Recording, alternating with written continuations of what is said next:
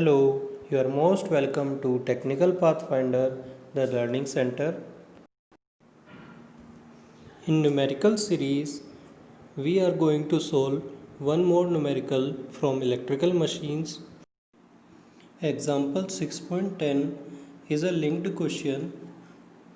The data is taken from example 6.9 which we have solved in the previous video. So figure 6.16 is representing the equivalent circuit which is used in example 6.9. As in the previous example we have to solve the stator current, input power, efficiency, etc.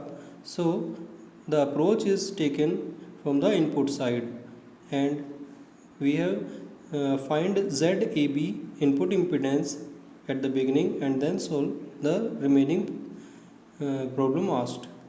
But in this example 6.10 it is asking the maximum torque and maximum power output, and also external resistance is inserted in the rotor circuit. So rotor circuit resistance is changing. That's why Thevenin equivalent model is required in this problem. So from figure 6.16 the equivalent ZE is obtained by this. From A and small b, the equivalent impedance and the rotor impedance are separated, and ZE is equal to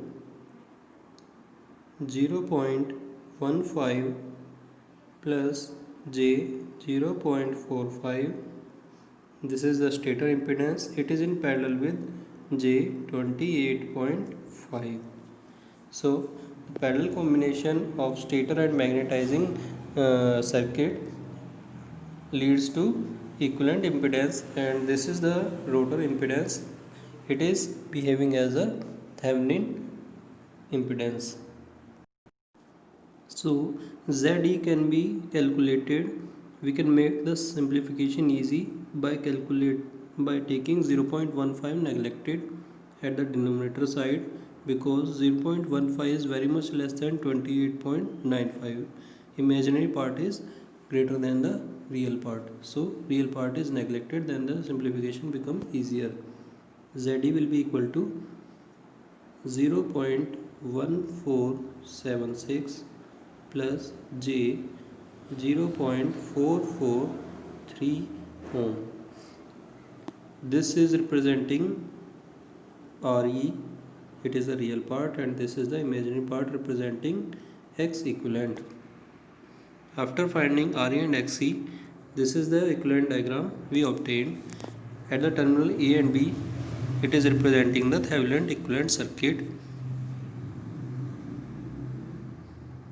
In this model, option B is representing that resistance R2 is splitted. Here resistance is R2 by S at the rotor side. It is split in two parts, R2 and R2 1 minus S divided by S. This R2 is representing the copper loss, and this is the mechanical power developed. After finding the parameters of Thevenin equivalent circuit, now see what he is asking in the problem. In option A, the slip at which maximum torque occur, he is asking. So S at Tm, or slip at maximum torque, we can find by using the formula R2 by S at maximum torque is equal to Re plus J X2 plus capital Xe.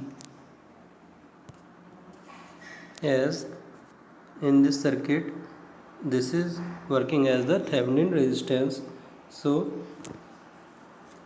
this should be equal to the other impedances in the circuit. for the maximum torque. So from here we can find slip at maximum torque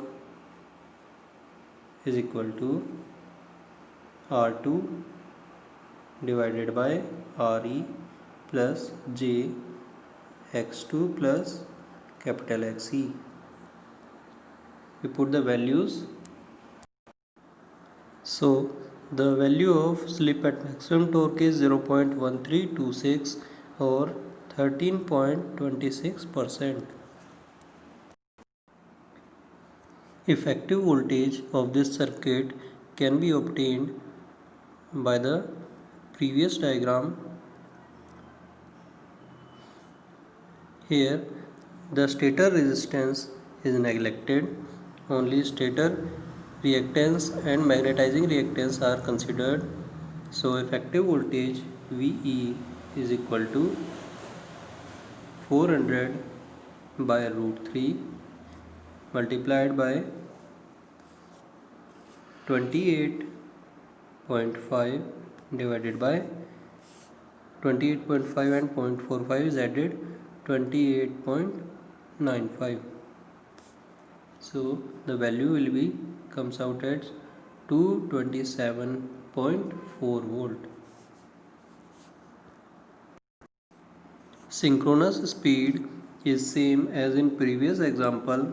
Omega s is equal to 50 pi and it is in radian per second, and in RPM ns equal to 1500 RPM because it is a 4 pole and 50 Hz induction machine.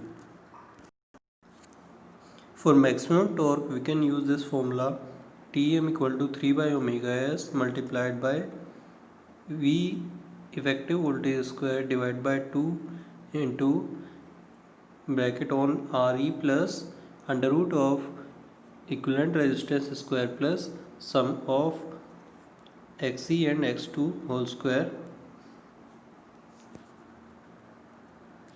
Putting the values 3 by 50 pi multiplied by 227.4 whole square divided by 2.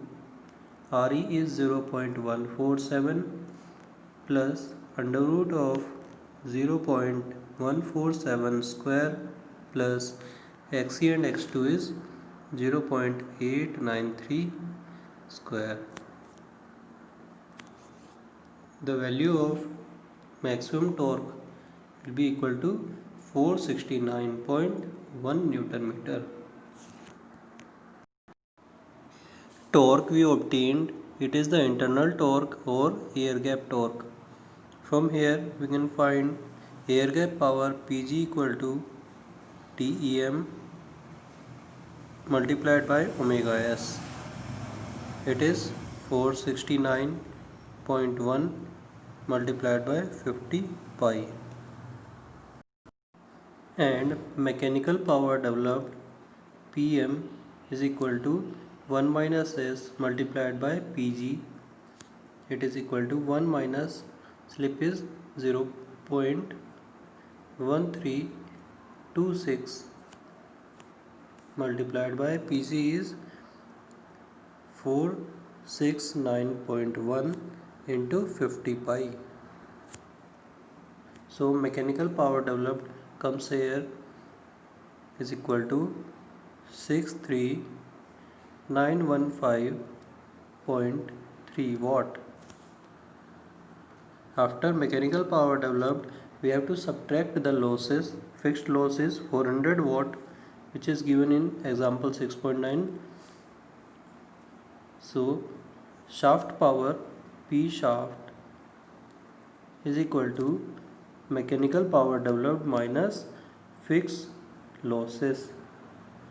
It is 63915.3 minus 400 watt.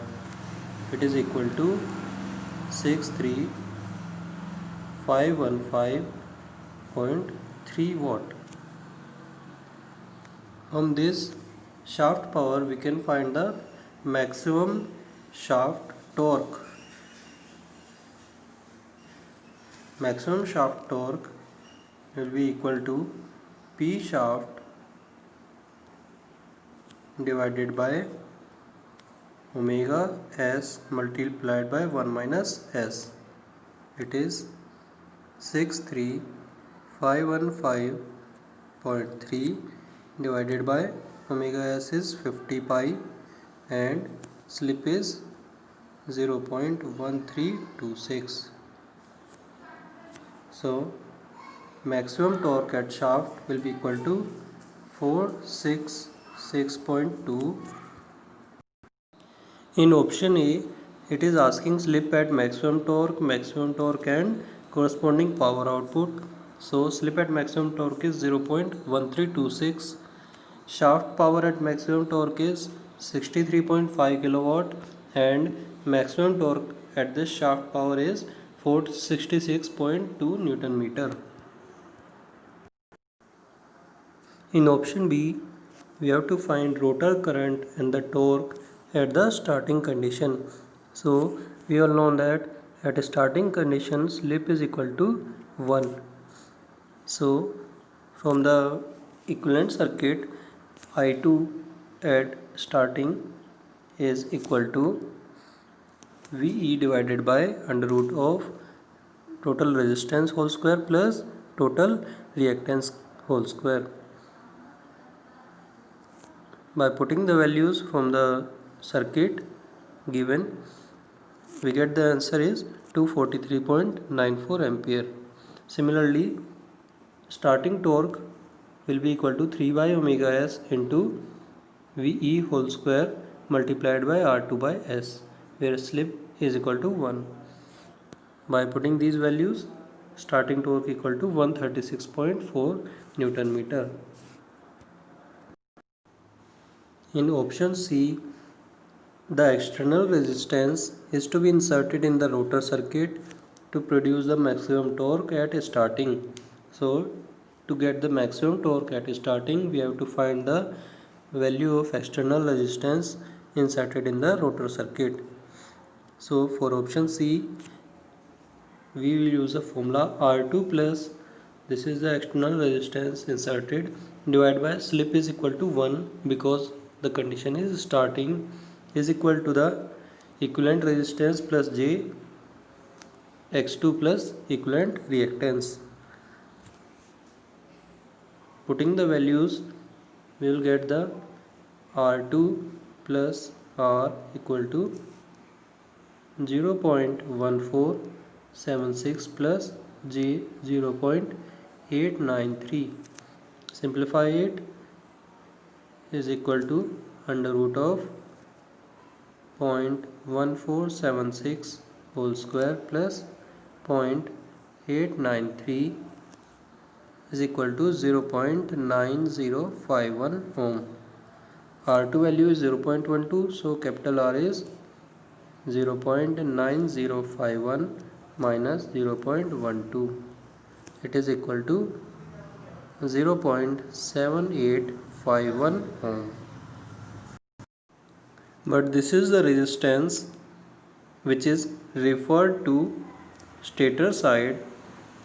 So actual resistance will be equal to 0.7851 divided by 1.2 whole square, because 1.2 given is the value of stator to rotor effective turns ratio.